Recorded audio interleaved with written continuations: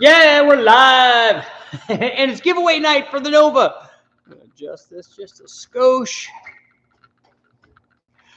So tonight we're going to talk about, well, this will be cool, something to talk about too. But I'm sure the big news is that tonight you guys are going to help me give away the Nova. You're going to actually help me select the eventual winner, and we're going to go through that using math. But don't worry, it will still be fun. Today, also, I have a video on the testing that I did on the divided intake manifold, this single plane right here with this fancy divider. And as you saw in the video, spoiler alert, it needed a little bit of help in the form of a carb spacer to actually get to work even reasonably well. But it doesn't matter that it works or that it doesn't work. What matters is that you try. That's why I like testing. A lot of times when we're testing stuff, we find stuff that doesn't work.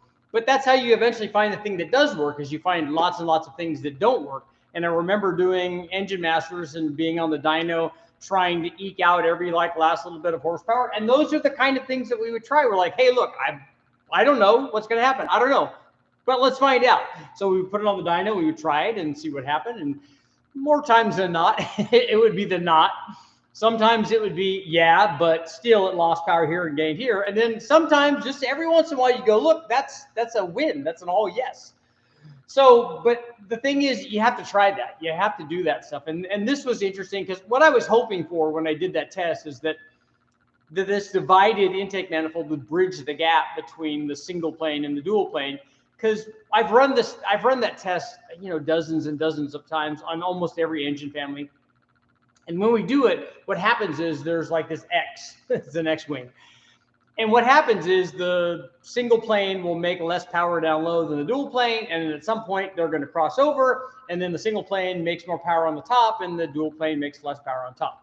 And so they create this X. And this crossover point can vary depending on a number of things. It can depend on what the flow rate is of both of those intakes compared to what motor you're running, what kind of camshaft, where the rest of the things, how much head flow you have, where these things all kind of want to make power. It's going to help you dictate where that crossover point is.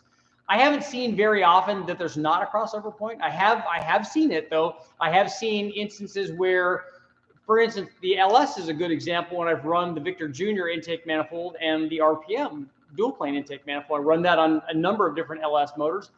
And especially if we run that on something mild, the dual plane basically is just better everywhere. The single plane kind of never catches up. As we go up in displacement and we go up in power, we start seeing that the single plane can catch up, and then it starts making power at some point. But then the question becomes, do you have to choose? Where do I want my power? Do I want it higher? Do I want it lower? And then we saw a similar thing too. And right now I'm doing that test. I'm doing another test with the sloppy stage 2 cam and the VTR Truck Norris cam. And I'm running that on the 5.3, and I'm running it this time. We've run it fuel injected. In fact, we also ran it turbocharged, but I'm running it carbureted because, is it a carbureted cam? Or either one of those. Is the sloppy stage 2 a carbureted cam? Is the VTR Truck Norris cam a carbureted cam? Of course, all the cams, they don't know what's giving fuel to them. They don't really care. So, and by that I mean that when the confusion in the industry about these kinds of camshafts, whether it's a carburetor cam or whether it's a turbo cam or a blower cam, is that the people who don't really understand what's going on, when that gets said, oh, that's a carburetor cam because it has a tight LSA or whatever they're designating that with, it makes people think that don't know as much about camshafts. They think that that's the only thing that you can run, that other things won't work.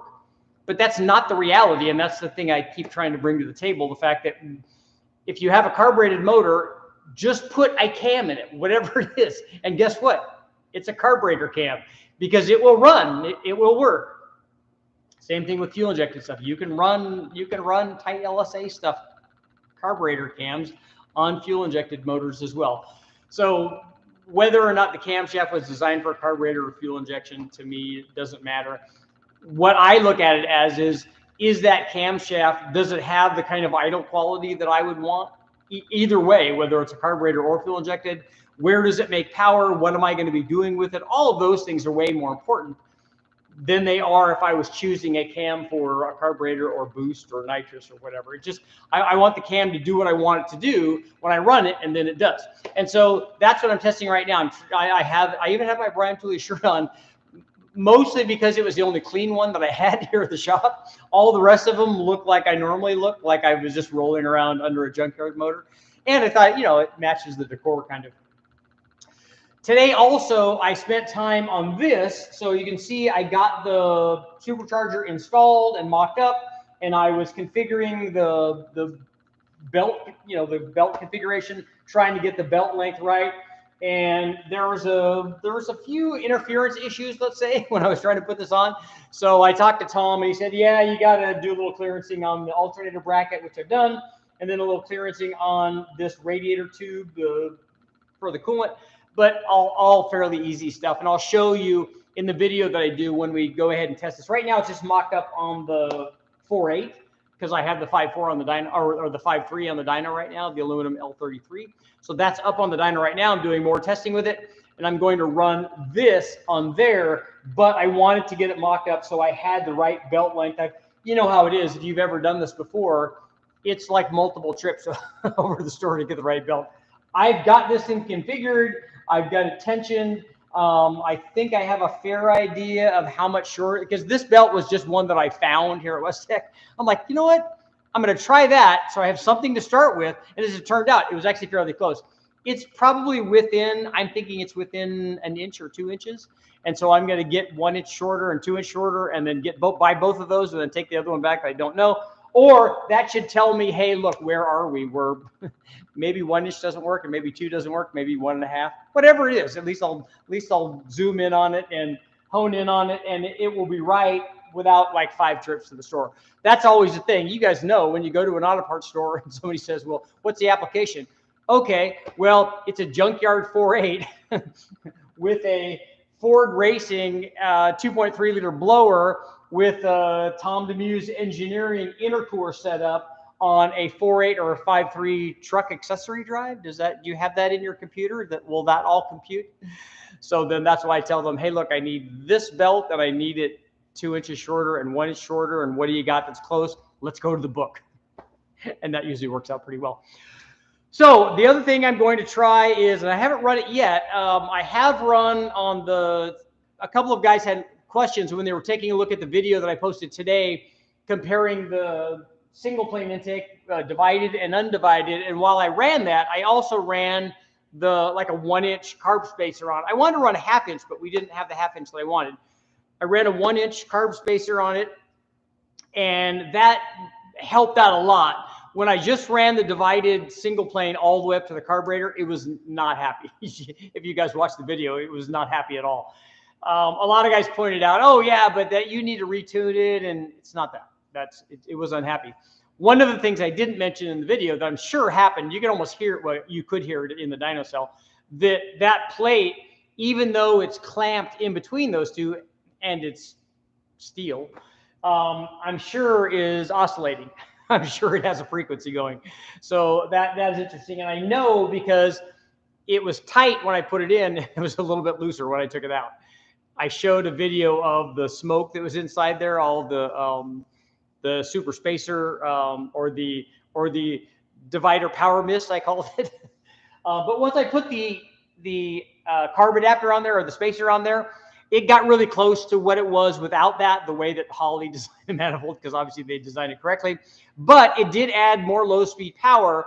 And one of the questions that guys had with that was, yeah, but what happened when you ran the spacer on the single plane? It didn't take manifold, and very little, actually. It didn't change the power dramatically. But I have that video coming up too, because I ran the single plane with a spacer, I ran the dual plane with a spacer, and all of that testing is going to be coming up as well. That's a whole nother video. And then in addition to that, you guys saw I had the super giant stacks of spacers. I ran that as well. And then hopefully we'll get to try this, although I'm a little concerned with get to run this, although probably not on the dual plane. Probably will run it on the single plane. And then I'll have to see what I can do to put giant size like squirters in there to get the thing working. But, you know, you got to do what you got to do. I just want to try it and see if it's going to work. Because eventually what I want to do is replace that with a clear tube, and then I want to run nitrous on the clear tube. I probably will shorten that when I do that, but it will be good video to be able to see all that. So let's, what I want to do is let's see, what time is it now? It's 7:14 right now. So at 7:30, we are going to start choosing the winner for the Nova giveaway. And then it will actually be fairly easy, quick and painless kind of. We can walk over and I'll show you guys what's going on in the dyno.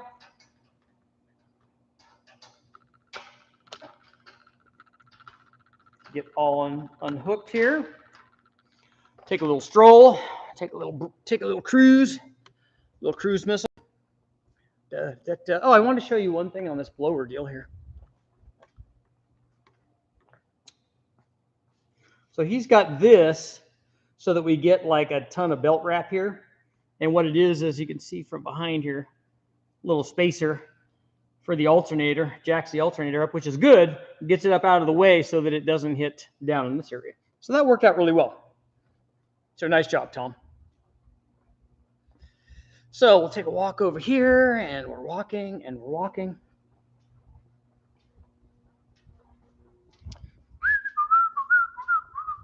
It's dark. It's dark, scary. Oh, dark, scary. Okay, here we go.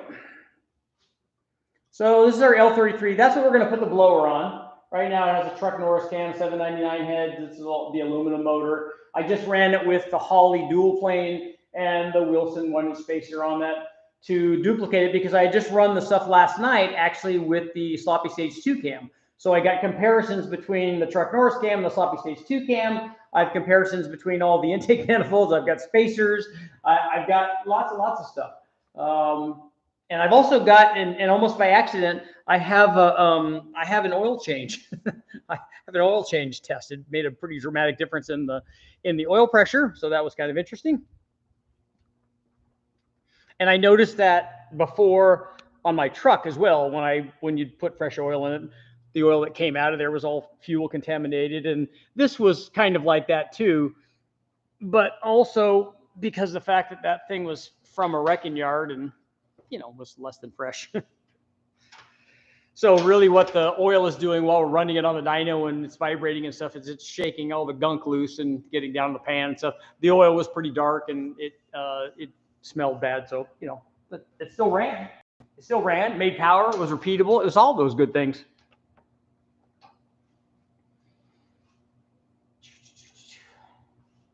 This thing I'm kind of excited about. What we're going to do here is we've got a variety of different throttle bodies to run on this thing. So this one will go here, Super Cobra Jet style. Whoa! And then these will all adapt. We remove this.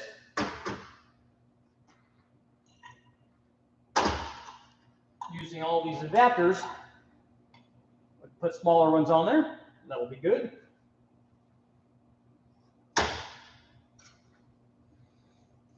And this is the guy who, let's see if you guys can see that. I'm trying not to shine in everyone's eyes here. There we go. That's the guy who did the blower kit. So if you guys are interested in that, I'm sure he'll get calls after we run the test, assuming that it's going to do well, which I think it probably will, as long as I can get the thing I'm concerned with is this is a 6-rib belt, and you know, at some point we're going to run into, with as much power as I know the blower can supply and as much work as it's doing, we're going to run into a belt issue at some point, I think. I don't know where that will be, but we'll have to see. So we're getting close on time, right? So I'll answer a couple quick questions here before we get going. Todd, I've got some we've got some super chats money for you when I get home. As soon as I get back, I'll come up and visit you, man. I could really use his help on my car. I have several. He can use them all 4 videos he wants. Please think about it. I don't know what that is, Robert. Lisa's in the house. You should see what Lisa painted today. It looks awesome. I need her to paint my Omni. Lisa said, when the winner comes and picks up the car, we will take you to dinner at our favorite restaurant. And by restaurant, she means happy hour.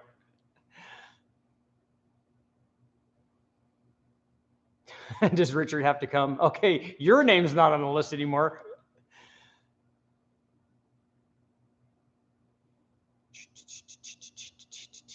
I forgot to put my name in the email. I was so excited. What do you use to put the blower on the LS? I just posted up the name of the guy who did the kit for this, who did the adapter plates and stuff. Demuse Engineering.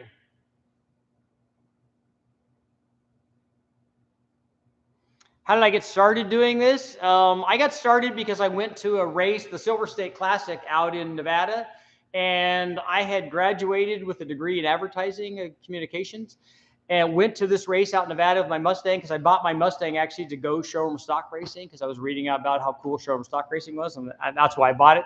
But I drove it out to that race, the open road race in Nevada, and there was a guy out there doing a story on the race for Turbo Magazine. And I called in after a few weeks or whatever, after the race was over, and said, hey, this guy was there doing a story. I said, do you know when this thing's going to come out? He said, yeah. And I was surprised when I called in. I actually got to talk to Kip Kington, who was the publisher and the editor of Turbo Magazine. So I didn't have any idea I was going to be talking to him. I just thought somebody could tell me when that issue was going to come out. And he got on the phone. He said, hey, you were at the race, right? I said, yeah, it was awesome. What do you want to know? He said, well, this guy wrote the story, and I don't know if this captures, like, you know, I want to know if this is what happened at the race. He said, it just doesn't seem to be that great. And he said, well, you look this over and tell me. I'm like, yeah, dude, I'll totally do that. And so he sent it to me, and I didn't know what to do, because I got this thing and I got it from the editor or publisher of the magazine, whatever. I didn't know the guy that wrote the story, but I called him back and I said, I honestly don't know how to say this. I said, I don't want to sound like I'm coming off like I know everything. I said, but this guy did not catch the flavor of what this race was all about. I said, I don't know if he's not a racer or what the deal is. I said, but this is not what it was. And he said, okay, would you mind writing a few things down, and we'll try to maybe incorporate it into the thing. And I just threw his away and I rewrote it, and I just gave him that. I said, okay, you can mix it however you want. You don't have to put my name on it. You don't have to do any of that. And then that turned out to be my first story. And then I went down the not lucrative path of being an automotive journalist from then on out.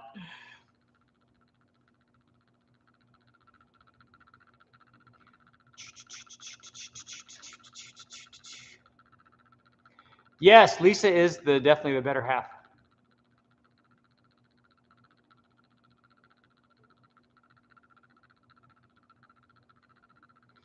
Yeah, the blower looks good. It does look good on there. And they're all, you know, you would get, this one is actually a Ford racing unit, but the kit was designed to accept the 122 and the 2.3 liter from the 5.4 and 5.8 GT500 motors that guys sell, because lots of guys upgrade them, whether it's a Whipple or Kenny Bell, or put a 2650 TVS on it. Whatever they do, they get rid of the factory blowers, and so those are out there.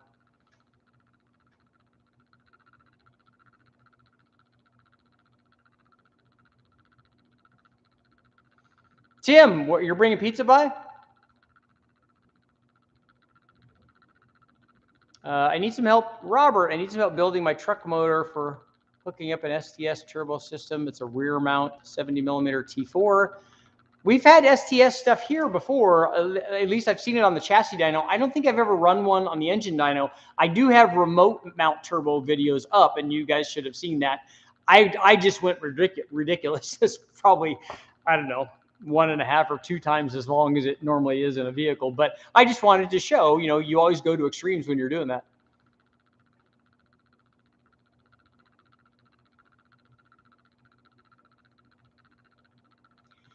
How would you go about a budget supercharger if you was comfortable with fabbing like a blower? What would you recommend? Well, I don't know that you're going to be able to fab up an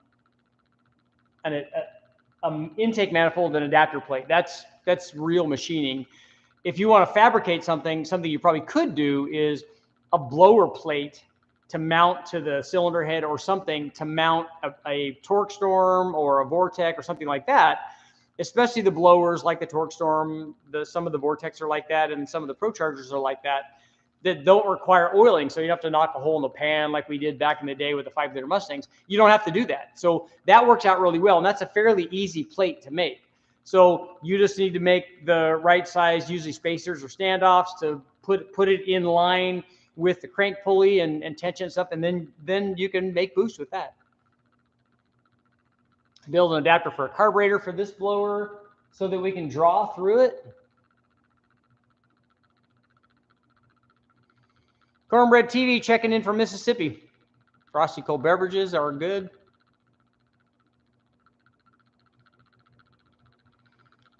You can also do a root style that has a carburetor on top of it. And then that's actually not too bad. If you start with a carbureted manifold and then you can make a flat plate that bolts onto that, and then put the holes in to mount it's only a few holes to mount the roots blower on there, as long as it's blowing into the right space for the carburetor.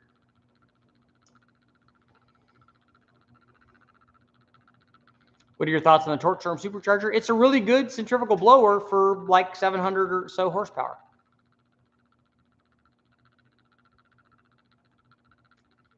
Charles, truck Norris cam or bigger cam if it's a 6-shift. Oh, you're answering somebody else. Stock 2006 GTO. Where do I start if I want 550 foot-pounds of torque? It's an LS2. That's a pretty fair bit. I don't know that you're going to get that NA.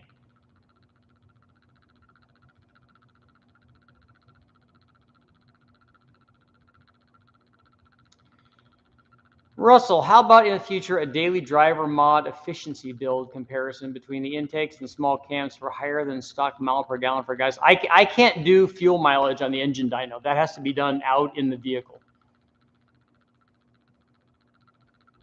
Too bad nobody has a spare Whipple Marine blower laying around for an L31. Michigan's in the house.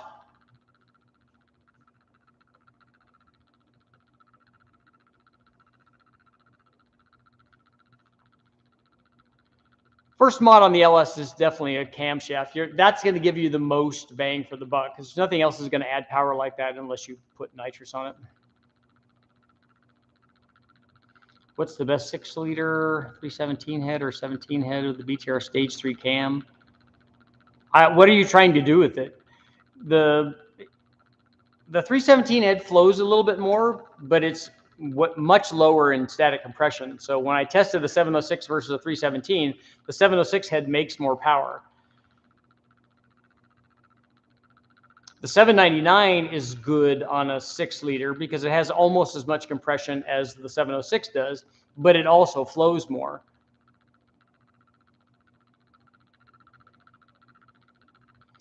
We'd be doing a lot of big block builds with power. What power do you trust a 2-volt Mark IV to? I don't know about maximum limits for stuff like that. I never tried to max out a 2-volt. How are you doing tonight? Lunar's Outlaw Garage. I'm waiting for it to come to Australia, but I pulled the trigger on an HTV 2300 Supercharger for the 1UZ Supra. That's a good project, though. What injectors are you running on the Supercharger setup? On this one, I'm going to run 80s. Have you found the approximate amount of boost you can run on pump gas on an LS-based engine? That's too generic of a question. It depends on which engine it is, what the static compression is, what the air temperature is, what the head you're using. There's a lot of things that will dictate what the timing is. And the boost, you could go up in boost if you go way down in timing, and then whether or not you gain anything from that is another. Hollister's in the house. I've actually been to Hollister a couple of times. Can you recommend me a low torque converter for a daily driver?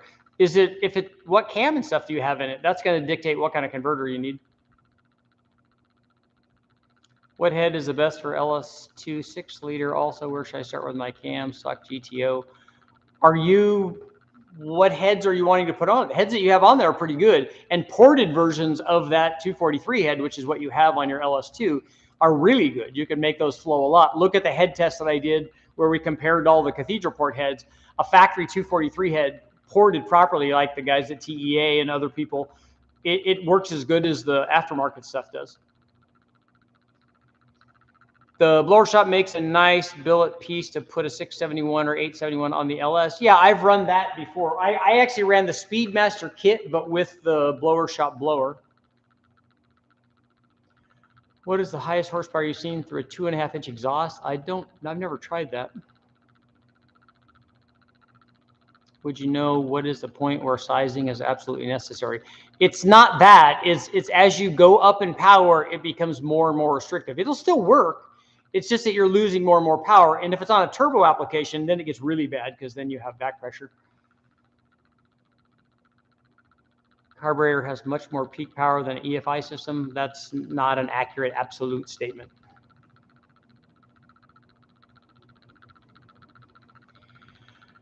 Does injection timing matter as much with the charger? I haven't seen huge gains from injection timing on LS stuff that we've run anyway, so I would say no. Okay, guys, let's get going on our giveaway, and then after the giveaway should be fairly quick. I'll come back and then we'll talk about it's 7:30, so I'll come back and we'll talk about we'll answer some more questions. But here's what I want to do. So I got my notepad. So right now I took all of the people that entered and the requirements for entering, and anybody that tries to enter now, you're not going to be able to enter because it's not going to go in the right spot. So everybody that entered had to abide by the following rules. They have to come pick up the Nova. In 30 days, they have to make it run with a motor in it and do a burnout and send me a video so that I can post it. They can't sell it. They can't sell the vehicle. And what else? Is that it? I think that's it. Those are all the important ones. So they have to be able to have a trailer and stuff to come pick it up. They're going to have to pick it up in Northern California. They have to come pick it up the first week in May, which is coming up right away, which we're here basically already. So as soon as I get home, somebody's going to have to come by and pick it up. And then they can't just immediately turn around to sell it. I don't know why they would want to anyways. But so a guy that has a trailer and has a motor and has the wherewithal to put the engine in and solve whatever problems are associated with doing that, and then do a smoky burnout. That's all we need. So those guys are already there. Right now, I have 123 of those guys. So what I want you guys to do is help me pick the winner. And here's how you're going to do it. So what I want you guys to do now, and so you guys know, I'm only going to take the first 20 responses. So after a while, you can stop making responses. So what I want everybody to do right now, are you guys ready on your computers, or ready on your laptops, or on your phone? So I want you guys to pick a number between 1 and 2. Let's see the responses. Pick 1 and 2. And I'm going to take the top 20, and whatever number is the most, we're going to use that. Whoa, man, that's a lot. I'm going to have to scroll back. Okay, that's enough. That's enough. You guys can stop picking numbers now. So 1, 2, 3, 4, 5, 6, 7, 8, 9. So I'm going to have to go through this and do this honestly. So we have 2, 2, 2, 1, 2, 2, 1, 2, 1, 2, 2, 2,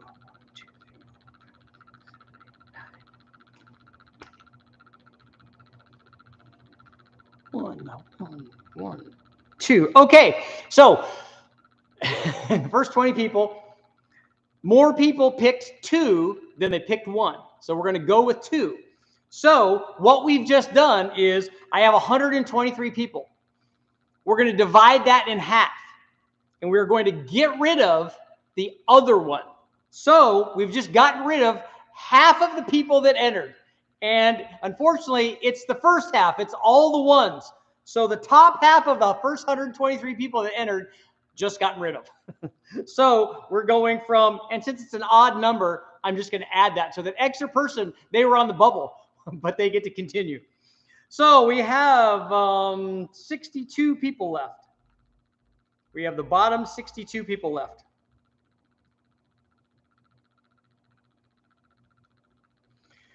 Okay, now let me catch up again. Are people still putting numbers down? Yes, they are. Okay, we don't need any more numbers right now. Who gets the half a person? That's it. I told you we got rollover minutes. Okay, I'm going to do the same thing. Now I'm going to pick the top 20 answers. Now we have to pick 1 through 3. Show me the numbers 1 through 3.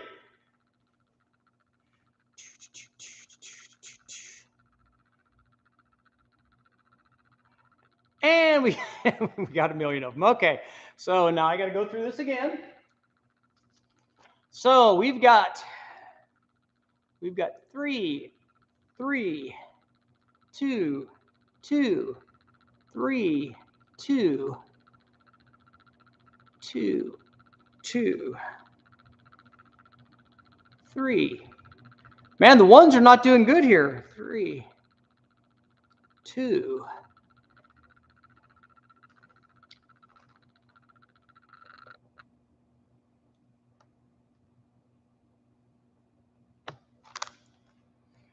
One,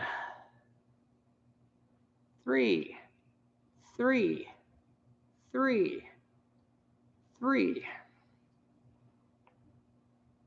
2, 3, 1, 2, 3, 4, 5, 6, 7, 8, 9, 10. Okay, we got 10 of those. So all the 3s are staying. The 1s and the 2s are gone. So the 3s are staying. So we have 62 people remaining. So what happens is I'm going to divide that by 3. There's 20 each. And we've got rollovers. 20, 20, 20. So the top 2 20s are all gone. That leaves us with the bottom 20. Actually, the bottom 22. We got 22 people left. We've whittled it down already. So out of 123, we've got 22 left. So I have to scroll down here and get to where the numbers are again.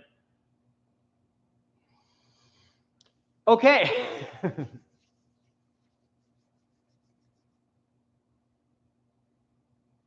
I think we're going to do...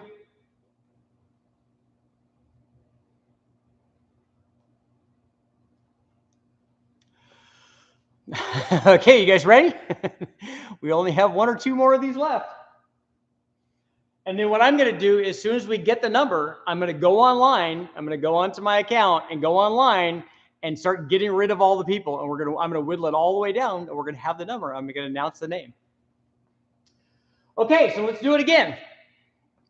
Give me numbers 1 or 2. 1 or 2. And go. Womp, womp. Man, those numbers come up fast. Okay, so what do we got going on? So we got 1, 2.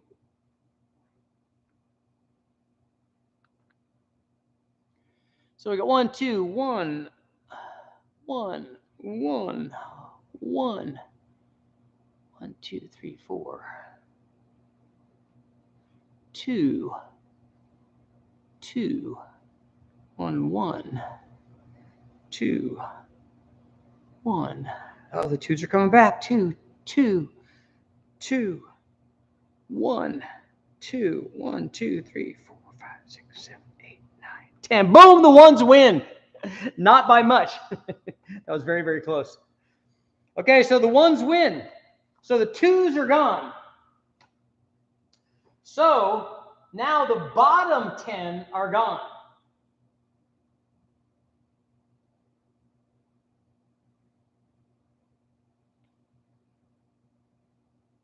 So we got 12 left.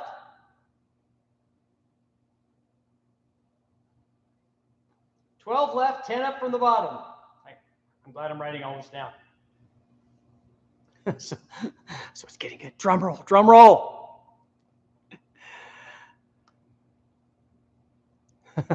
What are the rules? The rules are we're picking the winner right now. It's very exciting. Okay, we got 12 left. And what I'm going to do is we're going to pick the winner, and then I'm going to have you guys pick random numbers for 2 other people that would be runner-ups, just in case the winner does not fulfill their part of the bargain. Okay.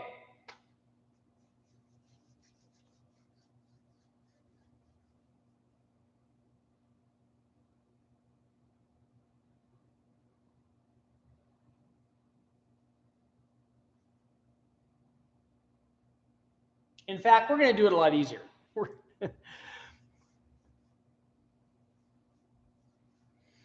Okay, you guys ready for the last one? This will actually pick our number. This will actually, well, yeah, it will. There'll be 2 of them left. Okay, guys. Now we got 12 people left.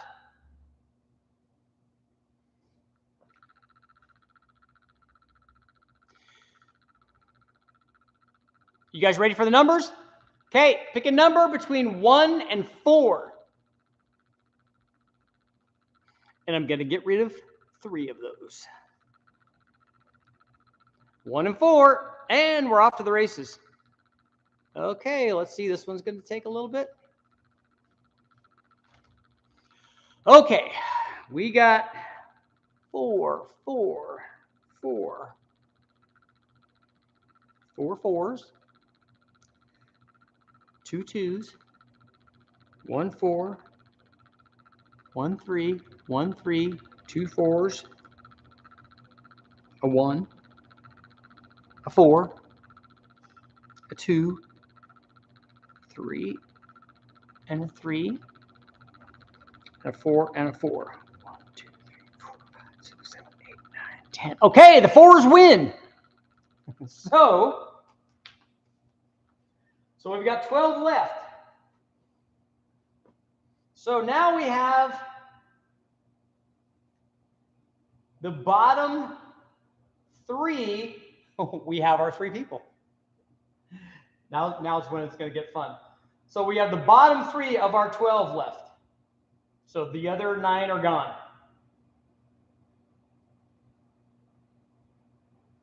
Okay.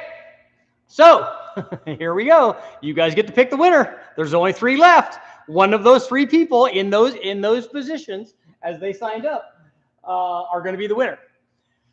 So let's do it one more time. We're going to pick 1, 2, or 3. And whichever one you pick is going to win. The other 2 are going to be alternates. Go. 1, 2, or 3.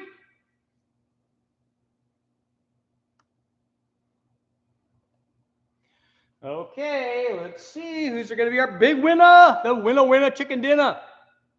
So we got a 2 and a 1 and a 2 and a 2 and a 2. 4 2s, 3, 3 on the outside. Got another 2. Got another 2.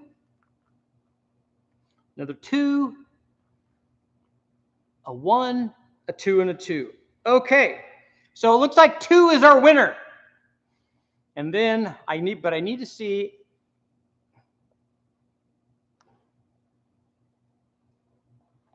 1 1. I need to see who's going to be next though. 1 and then 3. Okay, so here's going to be the order. Number 2 of those 3 wins, the winner. Number 1 is going to be the alternate, the first alternate. And number 3 is going to be the second alternate. Okay, so now I've got to go on and find the winner.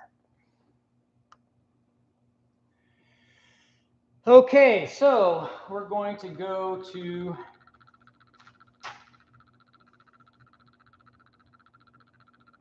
ten are gone from the bottom.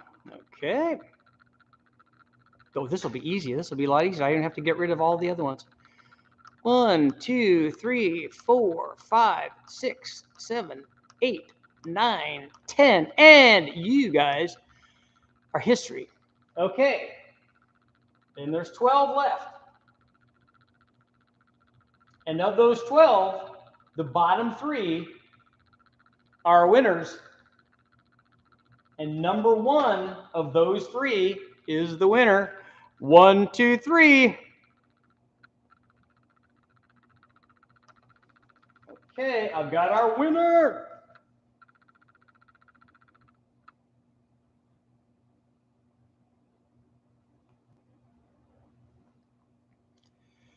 Two.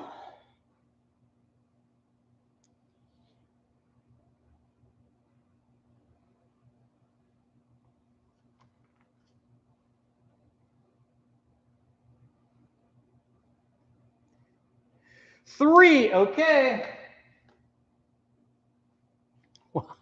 We have a winner. Winner, winner, chicken dinner. You guys ready?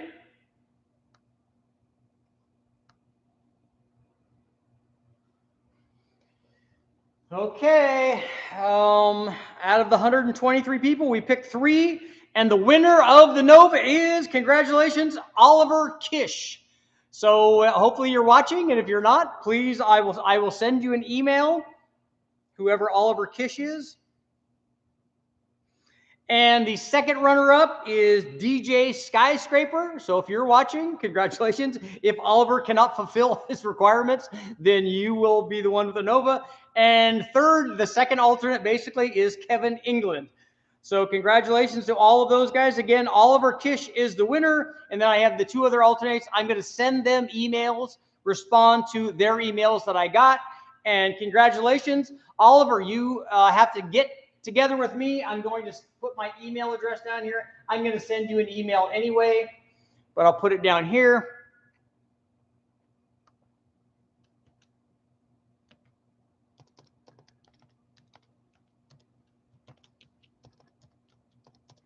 So how much do you bet I get emails from people that are not the winner? It happens every time.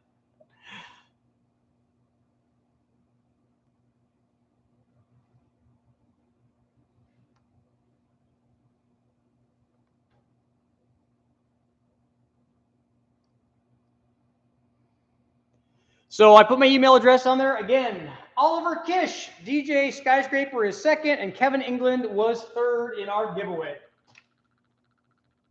Yeah, Nova. Nova. Dan, you think you won? What's your email again exactly? Blower. I bet people wish I was giving that away, huh?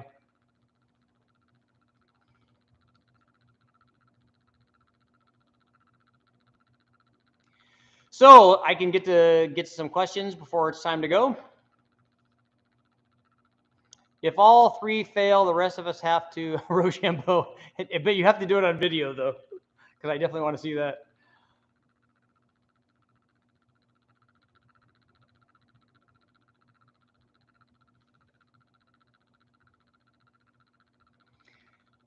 I love the Nova now to fix my 74. Those are good ones.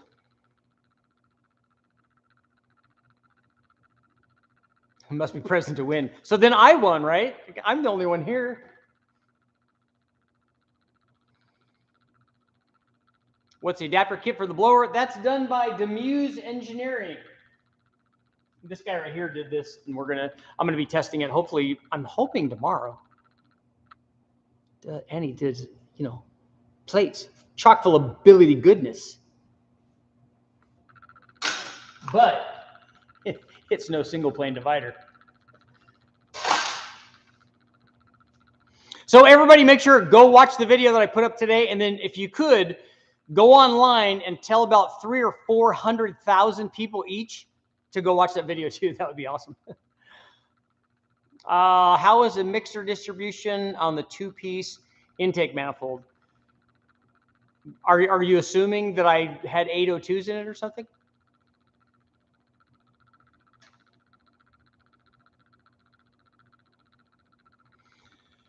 The real winner tonight was Lisa Holdner. She's always the winner.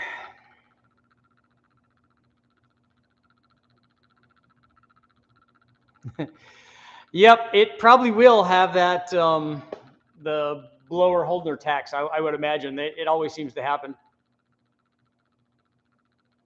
Assuming no other changes besides displacement, roughly how much more boost would a 4.8 need to match the power of the 6-liter make at a given boost? I don't know what you're saying.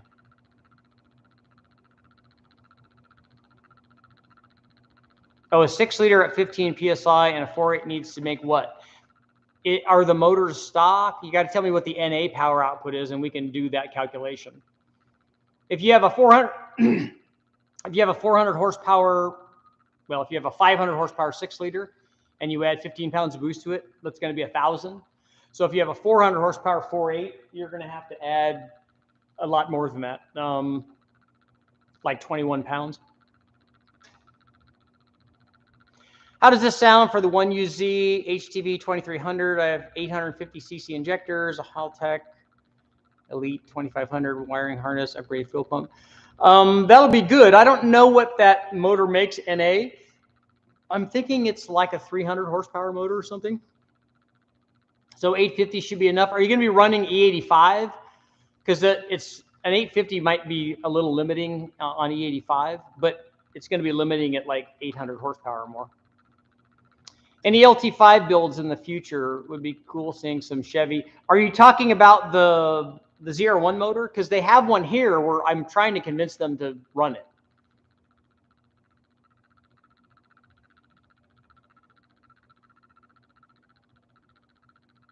OG Kush was the winner. That'd be a great nickname. If you have an open flange manifold and a divided housing turbo, how much does it affect exhaust flow? We run it like that all the time. I just put turbos for me are like cams. It's just a turbo. So I have the adapters that I have for most of the things that I make are a V band, and then the V band goes to either a T3 or T4 or T6 turbo, and it's open. In fact, one of them, the housing or the adapters are all open, and then the only T6 flange I had was a divided flange. So it's open below that, but a divided flange, which does nothing except want to knock the edges off of it. And then then I put open T6 turbos, hot sides on there, and divided ones. And again, it works. All the exhaust goes in there.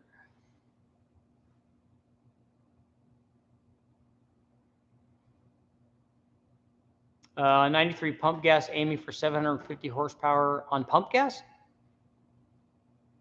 Is that Freiberger's aluminum 427? Which one? This one? This motor is a 4.8. It's not aluminum. Freiberger's 5.3 is not aluminum. Or were you talking about a big block? Oh, the 427. I don't know where that is.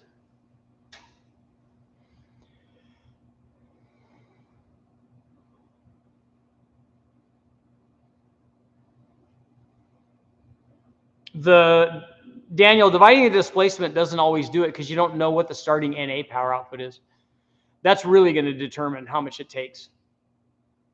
Run a 98 millimeter on the 8.1. I'm not going to run that on the 8.1 that I have.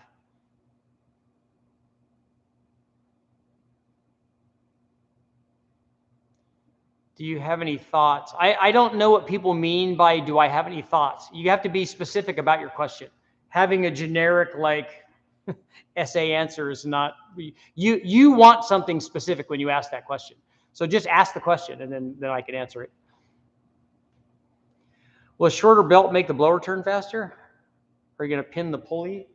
That's actually a good point. I didn't think about that. I don't think that the one I have, no, the 5.3 is not yet pinned, but it is going to have to be. Should I be scared to run nitrous on an LS with added ring gap? No, we run lots.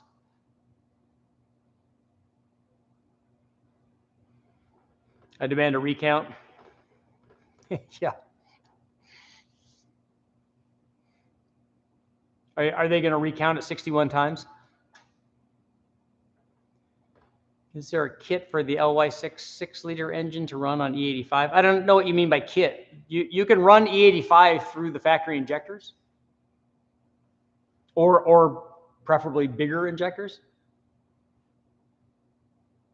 What is the best thing to run on a stock 94, 95 Mustang? Boost.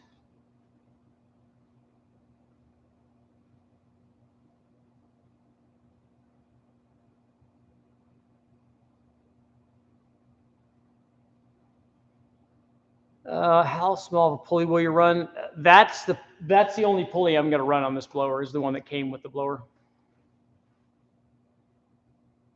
Dominic, why do you want to buy the L33? Go get one from the wrecking yard. That's where we got this one.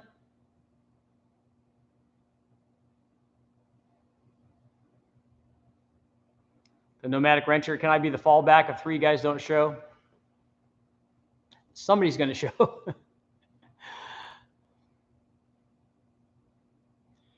I was told that using a carburetor on the LS might shorten the life of the engine because the cylinder is being washed with excessive fuel. What do I think? Why would a carburetor do that if the air-fuel mixture is right? I want to see a wagon wheel, something really, really big. So you want to see that for the crank pulley or for the blower pulley? The blower pulley wouldn't help very much.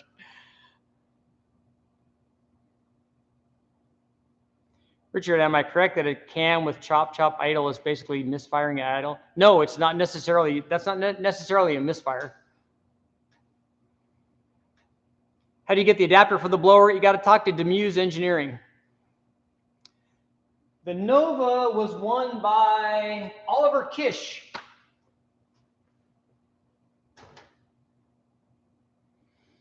What's your all-time favorite engine? Whatever the next one I can run, and as long as it cooperates.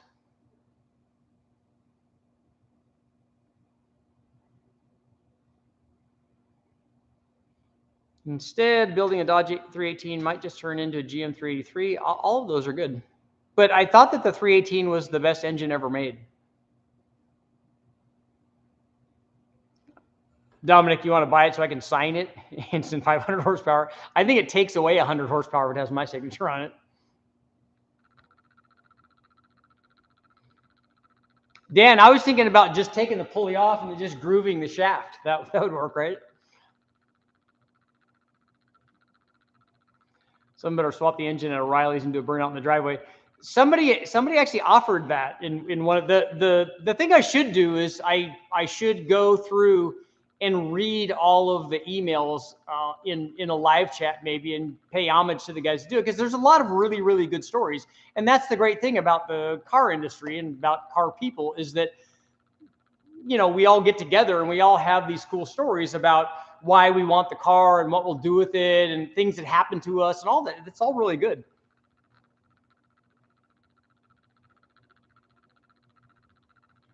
What engine gave you the most problems on the dyno? I have had quite a few. I had a string of LS motors that didn't want to have oil pressure. I did have the other LS when I was doing the cam swaps lose a bearing. So I had to swap all the stuff out of one block to another one, which was not good. I had a couple of big blocks go bad from the junkyard. You know, there's always stuff. What's the best timing to run on a stock roller block 9302? The best timing is the one that makes power and then doesn't detonate. And what's going to dictate that is not that engine. It's all of the other stuff. It's what head you're using, what the air temperature is, what the chamber design is, how much carbon's built up on it, all kinds of stuff.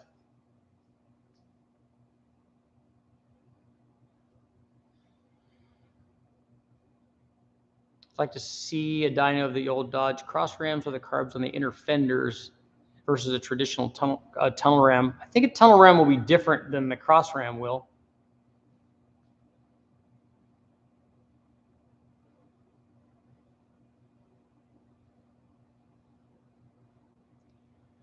What's the go-to cam for a 5.3 NA? Well, there's about 50 videos up on the channel that deal with all the different cams for a 5-liter for a 5.3. So you get to pick that. You get to pick the one that you want. I'll show you all the power curves, and then the one that you like is the one that you're going to pick, not the one that I like, because that doesn't make any sense. I might pick a mild cam, and you might not be a mild cam guy. You might want something that makes power at 6,000 or 6,500 RPM. And so me picking a torque cam because it drives around nice and it adds enough power and I can use a stock converter with it is going to do you no good. So that's why I do all the testing and show you all these things so you guys can pick that.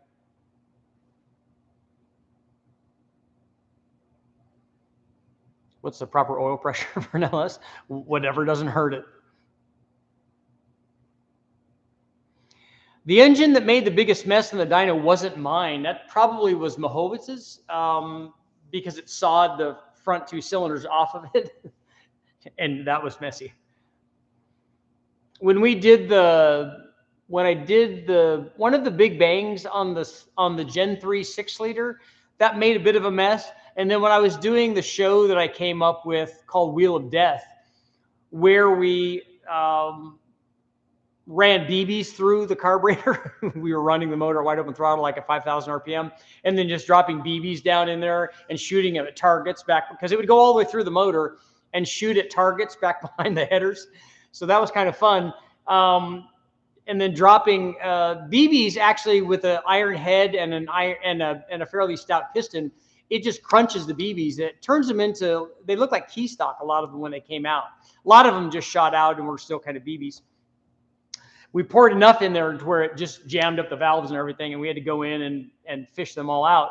But once we did, it ran again. It ran for a long time like that. But we did one where we ran it at wide open throttle, and I went in and took the drain plug out of the oil pan and let it run at wide open throttle, and all the oil drained out of it, and then that locked up and caught fire and stuff. So it was pretty exciting. Those were messy.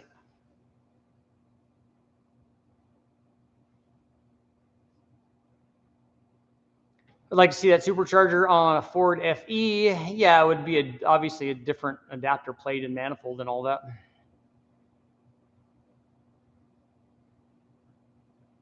Have I ever been hit with a piece of the engine that blew? No, I haven't. We have blown stuff up that have stuck in the walls, though. That was a damper. It was actually on a 351 that I got from the wrecking yard, and we ran it. And the guy had looked like he used a coat hanger, but he tried to weld, not very successfully, the outer ring to the inner hub, because the elastomer part was gone on it. The rubber was gone. And so the outer ring was obviously spinning on it, because we knew, because the timing was way off. And we revved that thing up and made a couple of pulls with it, and the damper just destroyed itself and shot. It launched pieces into the wall. It launched them into the tile ceiling and stuff. It was bad. I had a LS damper break too, broke the 3 hubs off of it, or the three arms on it, and it broke, and it was just spinning around like a million RPM on the ground and stuff. So that didn't hurt anything, but it's not good.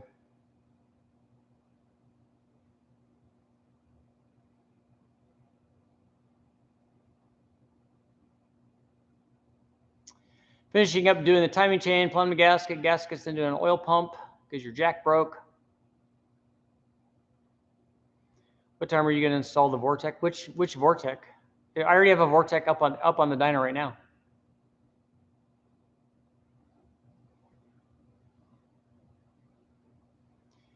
Richard, what about the 427 LS versus the 427 big block? I don't have a 427 big block. I've never built one. The guys at Westech have one, but I think it's in the car right now. I think it's in it might be in a 57.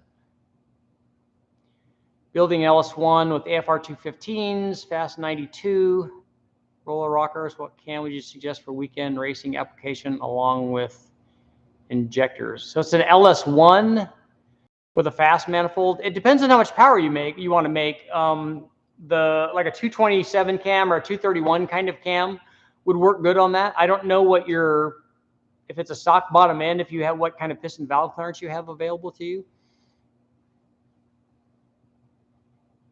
Jody, we did give the Nova away.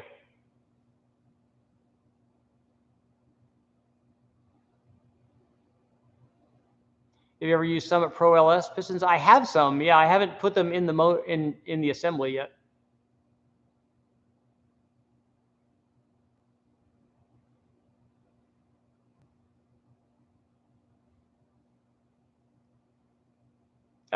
Foreign automobiles. Is that Oliver Kish?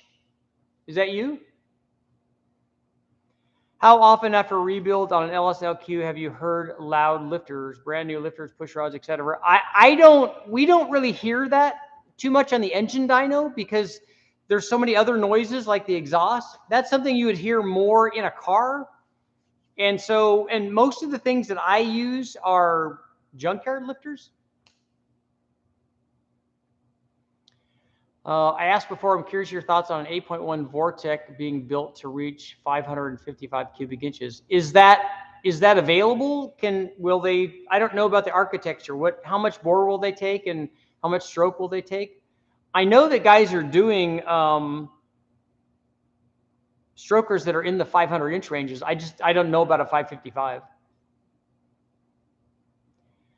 Brian doing an engine over rev video. Brake clean works great to take a 4.6 to 9,000. Stock bottom end T56. The comp 54 454-11 camshaft would be pretty good in an LS1. If you really want to make power, you could put the 459 or 469, but make sure you check piston and valve clearance.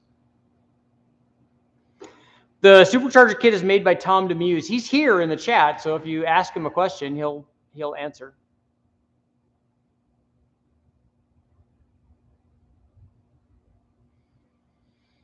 Okay, foreign automobile. So I'll send you I'll respond to the email that I got in the entry, and then we'll just make arrangements for you to come pick up the car. Should be interesting seeing what kind of stuff people come up with on the newer direct injected motors. Yeah, those are good.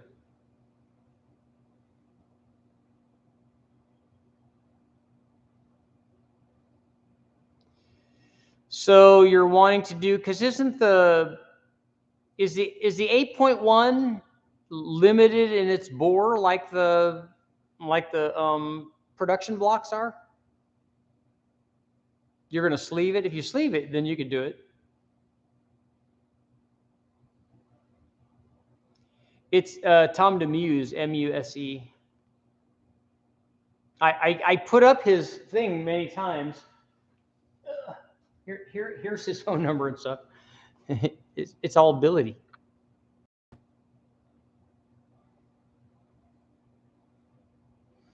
So you should be able to see that. What CFM carb for an LQ4 running 823 heads and a sloppy stage 2 cam? That's going to be like lower fives, 530 or something like that, 540. I would run a 750 or an 850.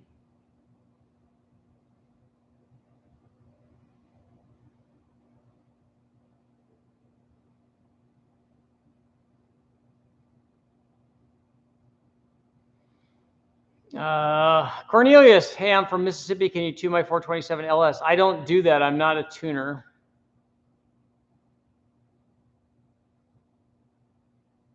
Yeah, Dan, I think that guys will be doing that. I mean, they're already kind of doing that. They're combining DI, which works well with port injection, so that they can make more power, because of it's cost prohibitive to try to get a lot of power out of the DI stuff.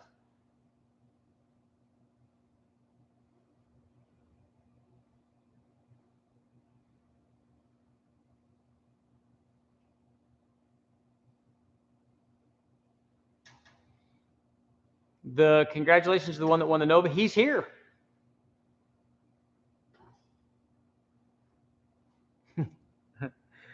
Once you pick up the car, you can do whatever you want, as long as in 30 days we just see a burnout.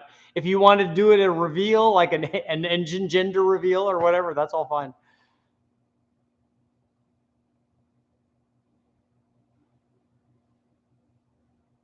Yeah, the port injection does help clean the valves.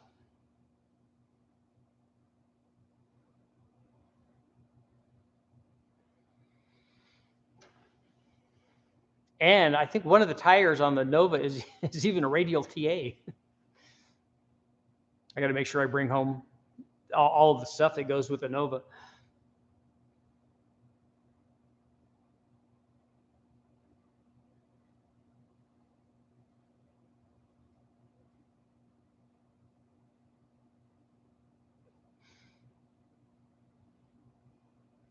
Two more minutes. I have dyno stuff to do, guys. And I just gave away a car. Now I'm all sad. When do we see the Kenny Bell Supercharged LS run? What Kenny Bell Supercharged LS? What is that? There's not one of those here. Richard, I saw a picture of David Freiberg on a Pontiac leaking antifreeze in New York. Any idea why he's on the West Coast? He went around to do, he wanted to, I think, go visit all 50 states, and then he had like 5 or 6 of them that were still left, and so they went to do that. Plus, they were driving that car, but I think they had problems with it. I sent him a text a while ago because I saw that he was stuck, and I was asking what's going on. No poll for tonight. We just did the Nova giveaway. Here, we'll do another really quick poll.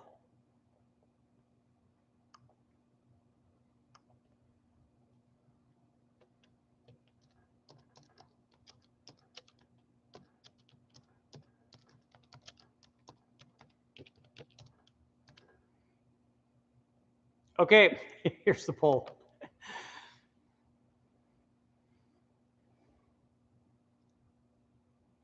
So the poll is, should I do another giveaway?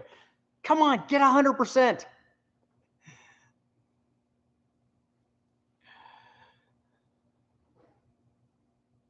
Freiberger has a T37. They've been driving it around. So what do you have to do to win the Nova? That ship's already sailed. In fact, it's not just a ship, it's an ark. It's Nova's ark. Let's see, Richard build a mean 8.1. No. It's already built. That's the nice thing. It's already ready to go. It's already running. All I have to do is put a cam in it and add boost. Any huge cam turbo videos? I don't think we've run. I think the biggest cam I've run on LS stuff, we've run some LS7 stuff, but probably the biggest cam was when I did the 8,000 RPM thing. Those had some decent sized camshafts in them. I'm giving away I'm giving away. That's what I should give away. I was trying to sell that solid roller cam that I have because I'll never use it. How much horsepower will a stock LS 5.3 hold without going into the engine or ring gap? So why would you want to do the most without changing the ring gap? Those two things don't go together.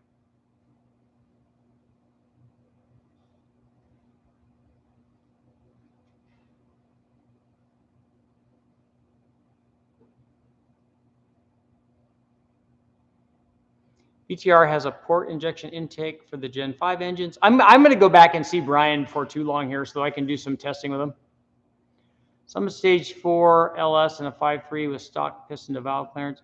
I don't know what the specs are on the Summit Stage 4. I ran some Stage 4 stuff. I ran one in a 5.3, I think, and I ran one in an L92, and those fit. But I don't know. It seems like there's a lot of different Stage 4s, so I don't know which one is which. No upcoming books. I probably will not write another book. Torque Storm giveaway. I do have a couple of those. What do you do with your performance stickers? I throw them away. I don't have a toolbox. I don't have them on a toolbox or anything. The solid roller is for an LS. Can we see a video on Truck Norris cam under boost? That video is already up. Poof, you got your wish. And it's even a comparison between the Sloppy Stage 2 and the Truck Norris.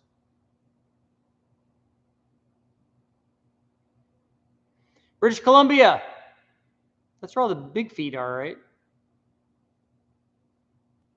Carl, I did like the name for this tube, the Pipe Dream.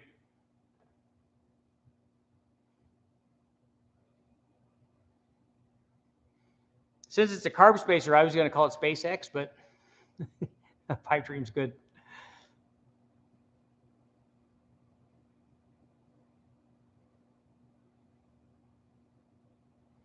What kind of power will the GT500 blower make on a Gen 6? I don't know what I'm not sure how much there are two different ones on the GT500. One's an M122 and the other one is 2.3 liter. I've seen guys make pretty big power with the 2.3 liter, but I don't know. I've never tried to max them out. Do a performance sticker giveaway. I should have a stack of those. Patrick, unfortunately, I'm not doing Ninja Warrior training anymore. I need to get rid of all this COVID stuff. And by stuff, I mean pounds.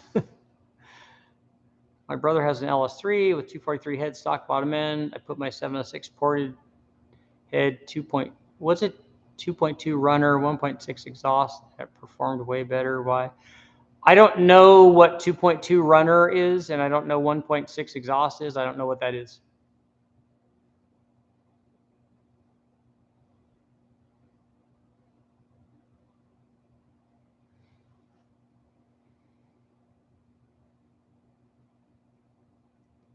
Two Torque Storm giveaways. I do have them. I have a twin Torque Storm set up for the LS. I think the 2300 is going to be up like 900 horsepower or something like that. I think if you got enough airflow to it. How about a Mustang giveaway? I only have one of those. I'm not giving that away.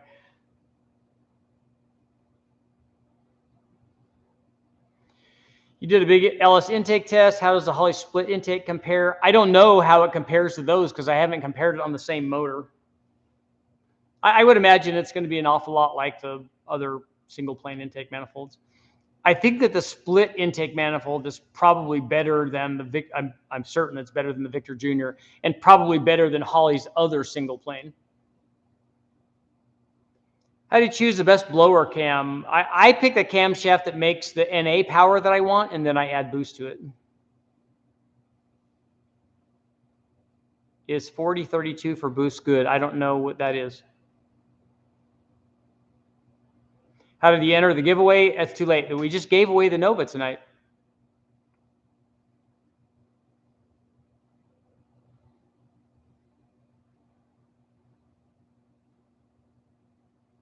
Barton, if you have parts around for a big block Chevy, you might want to show what you can make on the 8.1 for the flat tappet cheap performance cam. I'm not going to put a flat tappet in that, but I am going to put a Gen 6 cam, a Gen 6 hydraulic roller cam in it. What's your preference between a 459 and a 469 in the BTR Stage 3 LS1? I never compared those, so I don't know. I've compared the 459 and the 469 are almost identical, except for the very beginning and very end of the curve. And by beginning and end, I mean like at the end, it's after the power peak. The more exhaust duration adds power there, but loses a little bit down at the very low point. Otherwise, the curves were kind of identical, which is not surprising. But I don't know about the BTR Stage 3 cam. I don't think I've compared that to it. Thought about building a long rod 327 and turning 13,000. The rod length is not going to allow you to do that.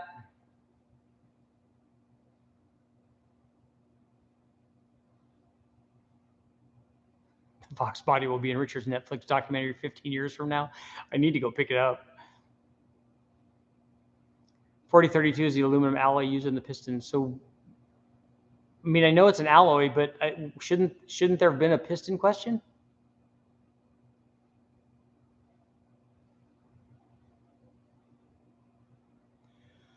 How much power will the stock LS rockers hold? Like 1,500, 2,000, I don't know, lots.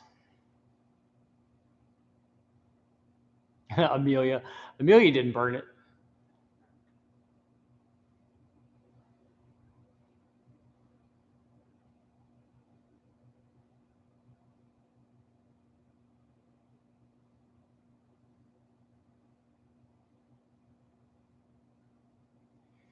Do you happen to know if the Holley Terminator Max will run the Mopar NAG1 transmission? I have no idea. Brian, do you identify as Oliver Kish? Stock LS rockers will support all the power. Yes, they will. Yeah, we have the dyno sheet here because they did the testing here at West Tech. I don't know what the price is on Torque Storm superchargers. Yeah, is there a like button? Yeah, well, we have a decent amount of likes.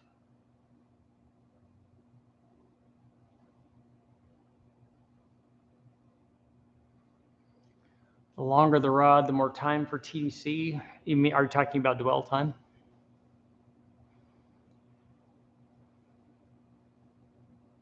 Richard, since we didn't win the Nova, you're going to go all in on the 4x4 truck swap. So you think I can still run a turbo for the break-in? Yeah, the turbo, having the turbo on there while you drive around easy and break the motor in is irrelevant. It runs NA until you get enough load on it to produce boost. You can drive around everywhere. You can drive it on the freeway, everywhere at part throttle. The thing is, can you stay out of boost? That's the thing. Most people can't. Most people, if it's there, they're going to use it. Oh, it won't hurt if I just do it once. Yeah, it can. And so you should drive it around easy, and you can just take the spring out of the wastegate, and it will be open all the time, because it will just open with any kind of pressure. The valve will open up.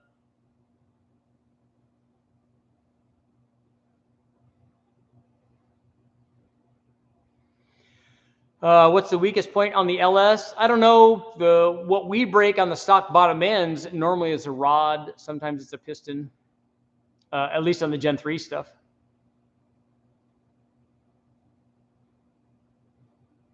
Robert, yeah, we already did the giveaway.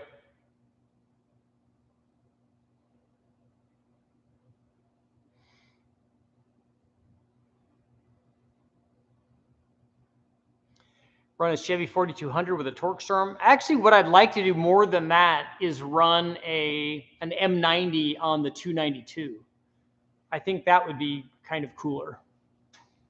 And it would be cool if the M90 had a carburetor in front of it.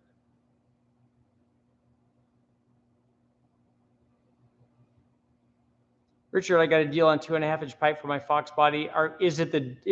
What piping is it? Is the hot side or the cold side? Actually, it doesn't matter. Yeah, it'll work for both. Either one is fine. $799 heads better for a 4.8. Also, Oliver says you can have the Nova. The $799 heads for a 4.8 are not going to do anything. I'd rather have 706s on a 4.8.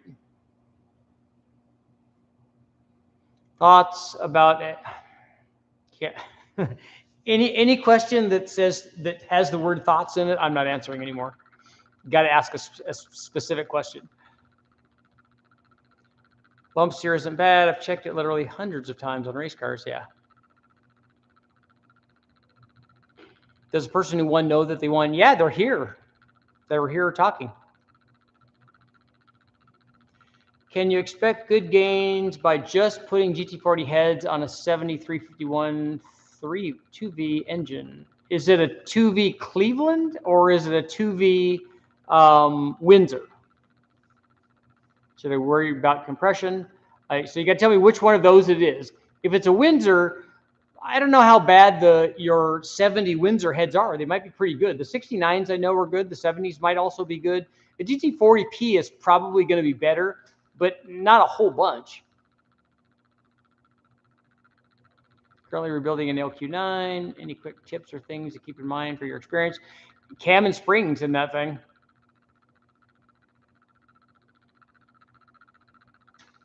Yeah, not one less spring, just no springs in the wastegate, just so the valve can do whatever it wants.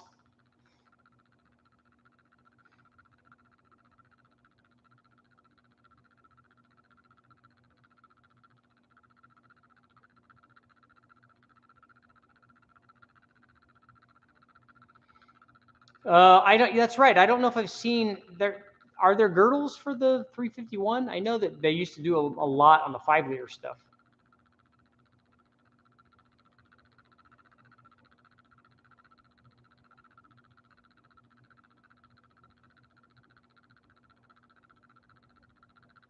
How far would you personally take a stock LQ4 bottom end and still feel comfortable? We went to 1480 and then it got uncomfortable. So we had 70 runs at like 1,000 horsepower, so it's pretty comfortable there. Are you more of a turbo guy or a blower guy? Yes. And a nitrous guy, and an all-motor guy, and a Chevy Sprint turbo guy. I hear everyone say the L67 is bulletproof. The more I dig into it, the more it seems like it has a ton of failure points. A ton of them? That would be a lot. The L67 can make a lot of power. We've already shown that, and we're going to show that it can make even more, I hope. Charles, when you put the girdle on the 302, at least it holds it together after the top cracks.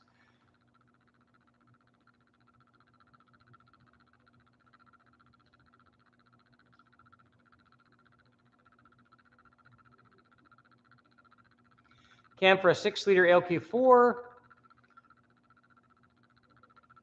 I'm leaning toward, people have been asking me about the Truck Norris cam on a 6-liter, and I'm leaning toward something maybe a little bigger than that.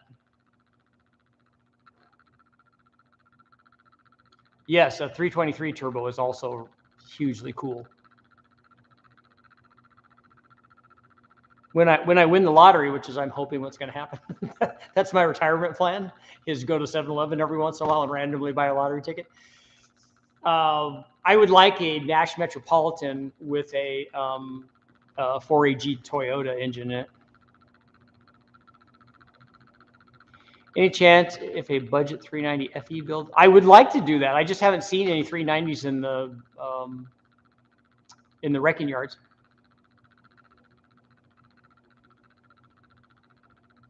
Do I like the 5-liter Coyote engines? Yeah, I ran tests on them really early on in late 2010 and ran a whole series of stuff. I have videos up on them. That was a Series 1 motor, but we ran a turbo. I ran a Kenny Bell. We ran nitrous on it.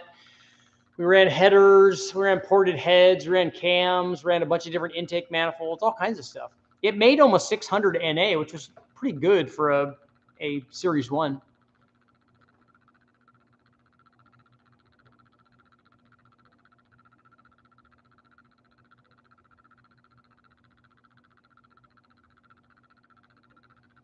Richard, what is your LS build? I don't know what the question is.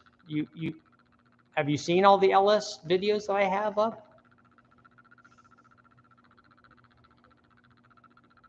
What's bigger or better than the Truck Norris? I don't know. I don't know which one to recommend. That's why I've been thinking that the judge based on the testing I've been doing on the 5.3 and stuff, that I would recommend that Truck Norris cam for a daily driver 6-liter. But I now want to test it and see, because I want to see if the crossover between like a Sloppy Stage 2 or maybe a Best Cam or any of the other truck cams or something, if there might be a crossover that's earlier than I think. So I just want to test it first. Poland's in the house.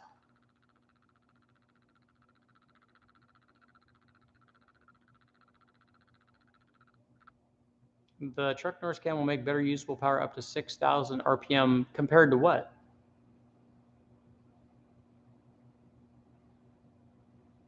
My personal vehicle is a 2002 Chevy Silverado that's all stock, that has the paint peeling off of it. Is there an LS build you've always wanted to try but you haven't done yet? Yeah, there's lots and lots of, there's an endless amount of tests. There's hundreds and hundreds of tests that I still want to do that I haven't done. There's stuff on the spacers and stuff that I didn't get to do that I want to do. There's just not an endless amount of time and money to do it.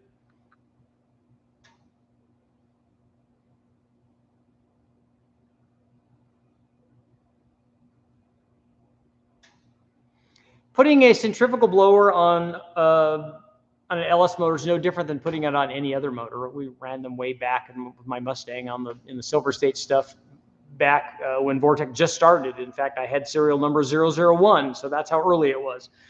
They work on all the motors, and they work on all of them the same. I've run way back with Vortec guys. I ran the LS1 stuff, the LS2 stuff, the Torque Storm stuff, run lots of ProCharger stuff.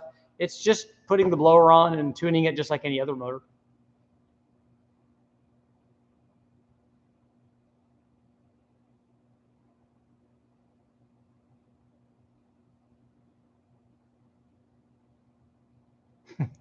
It does have a lot of miles. It has 300,000, I think.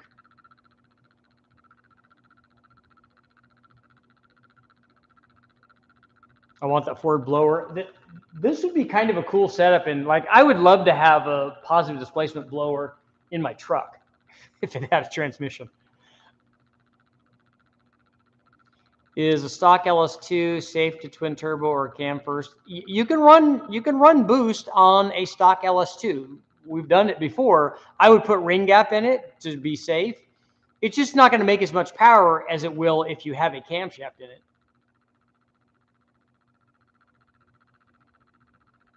When is spark plug gapping necessary? I always bring the plug gap down on anything that I run, whether it's NA or nitrous or turbo or blower rotor. When we run turbo stuff or any kind of boosted thing, I usually bring the gap way down, because the extra gap when we're running on the engine dyno doesn't add anything. It just takes away potential. It just adds the potential for misfire.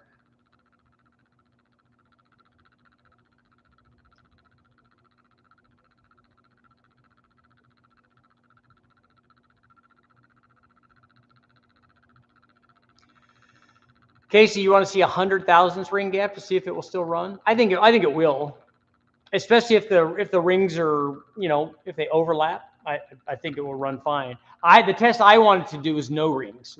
That was one of the things that we were going to try when I was doing the wheel of death. We were going to do finger tight bolts and all kinds of stuff. I haven't played Grand Theft Auto 5 or 4. Are there earlier ones? Would you recommend a centrifugal supercharger over a turbo? Well, lucky for you, I have lots of videos up that show you the different boost curves of all of those. So I had a Vortec kit that I would have liked to put on my Silverado, but again, the transmission.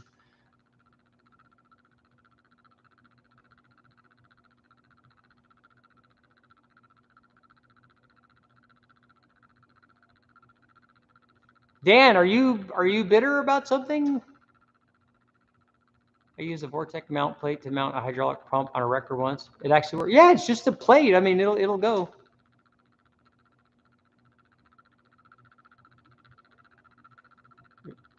Have you played Forza? I don't think I played that either. What are my sons playing? The ones with the cars and the soccer thing. I can't remember the name of it. I'm more of a Battlefront guy, but I haven't played it for a year or more. Any tips on making the 4L60E not blow apart under power? Yeah, I think the best way is to make it a 4L80E.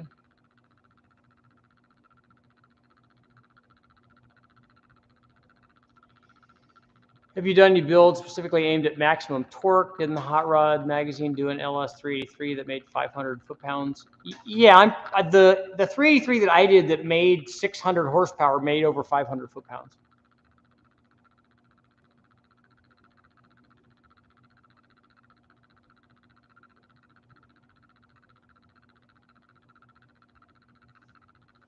I saw a video today of a Porsche 928 with a 3.9 liter blower that made over 2,400 horsepower. That's a lot. That seems like a lot of power for a 4-liter blower. Seems like a lot.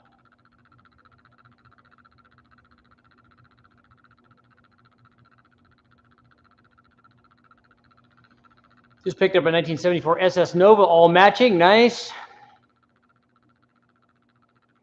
The problem with playing Forza, Rufus, is I just don't have time.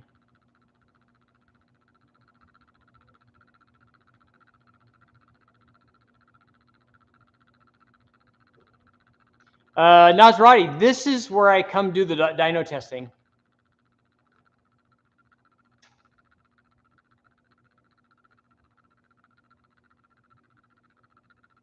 If you have a heavy car like an old full size, would you build a 351 Windsor or big block? I'd like to see a comparison between a 351 and a 390. I suspect that the 390 would be better. A 429 would be better. And if I was going to do a 429, even though Mark Sanchez will tell me that I shouldn't, I wouldn't do a 429. I would do a 460. The Big Bang 3800 is happening. While I'm down here, I'm going to be taking it apart and putting ring gap in it and getting it ready. Do you have concern on not adding ring gap on a stock bottom mount LS1 with a Vortec at 6 or 7 pounds? Not if you run good gas in it and you're easy on the timing, it will last, I guess. The problem with not doing ring gap is you don't know what it is.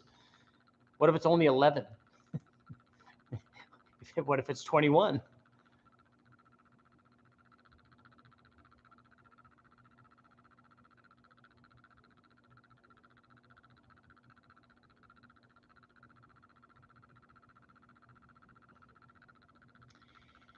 Didn't you or don't you work for comp cams? Nope, I don't work for comp cams. I've done stories with them with their stuff. Like I've tested their cams like I do with everybody else, but not specifically for them.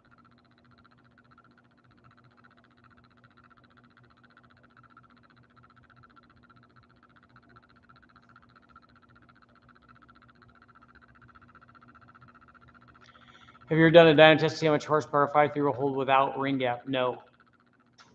Because the most amount and the ring gap is that's what's gonna break. So I don't care what that is, because that really tells us nothing. The problem is we don't know what that is. When we do a test and it blows up, we go, oh yeah, it broke a ring ring because the ring gap was too small. It's just a luck of the draw. You don't know what it is unless you take it apart. How can I buy speed secret stickers and shirts? I don't think that they exist.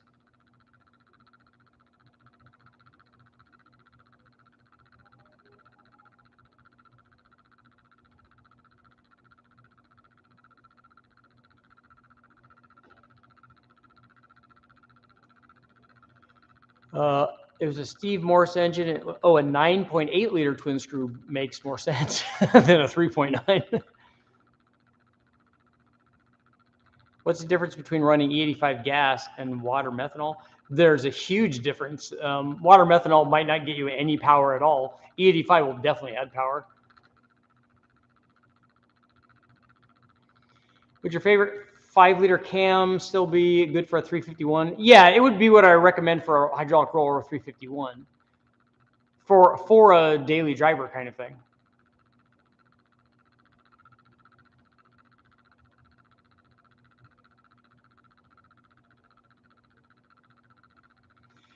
Thanks for taking time out of your night to sit here and spread a plethora of knowledge. Just to get to use the word plethora is awesome.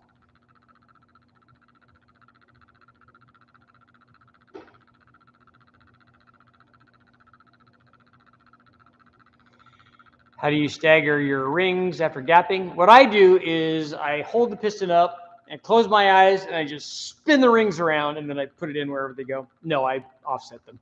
180 degrees works.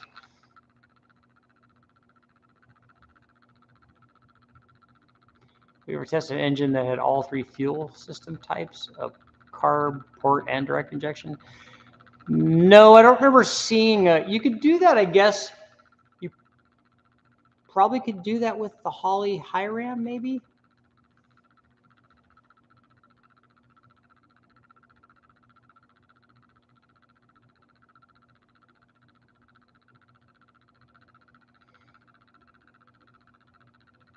Yeah, Dan, that was always my point about staggering rings too. I'm like, don't they spiral around? Eventually they don't. Eventually they just kind of get in one spot because they get gummed up. But they should be working their way around as it's running. I'd like to kind of see that.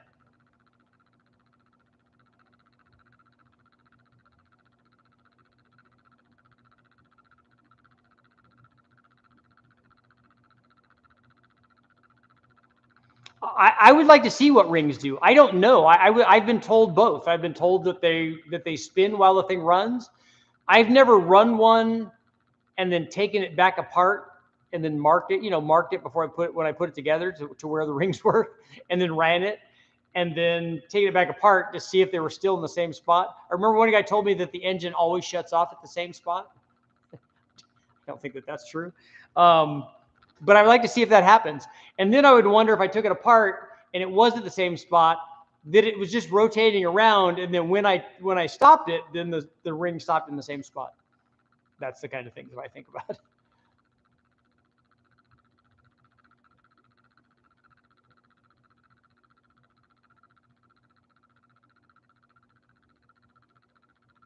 So who's going to win a project with the attached credentials? What do you mean? What are the attached credentials?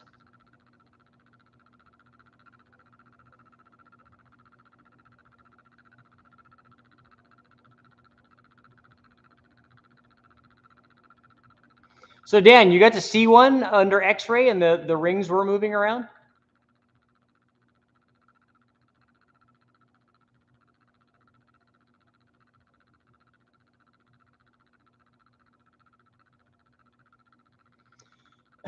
You had a guy tell you that changing the oil is a scam made up by the car companies to sell you oil. That one's probably accurate. In fact, I just changed the oil on the LS or on the L33.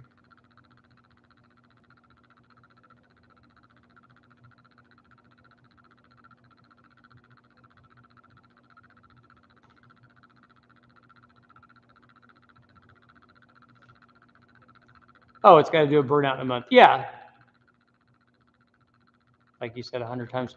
Tyler still seems like a little fiery tonight, too.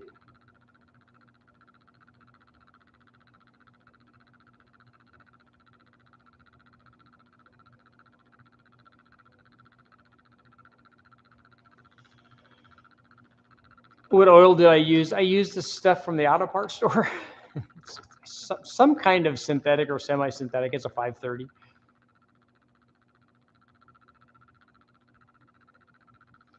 JD Raj, yours will be the last question. Richard, what do you think I would gain any, or if anything, going from 1 3/4 shorty headers from the 1 5/8 headers on my 5? You're not going to gain anything. It's not going to do anything. That's not a flow restriction.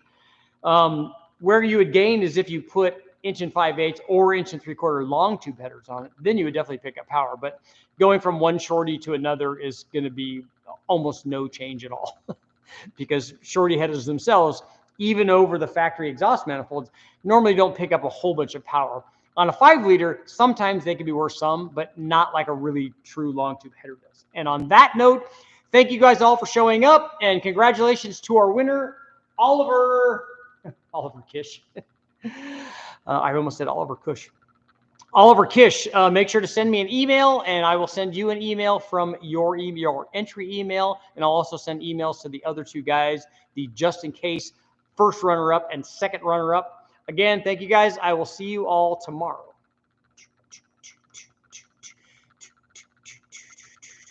Boom, end, and we're ending.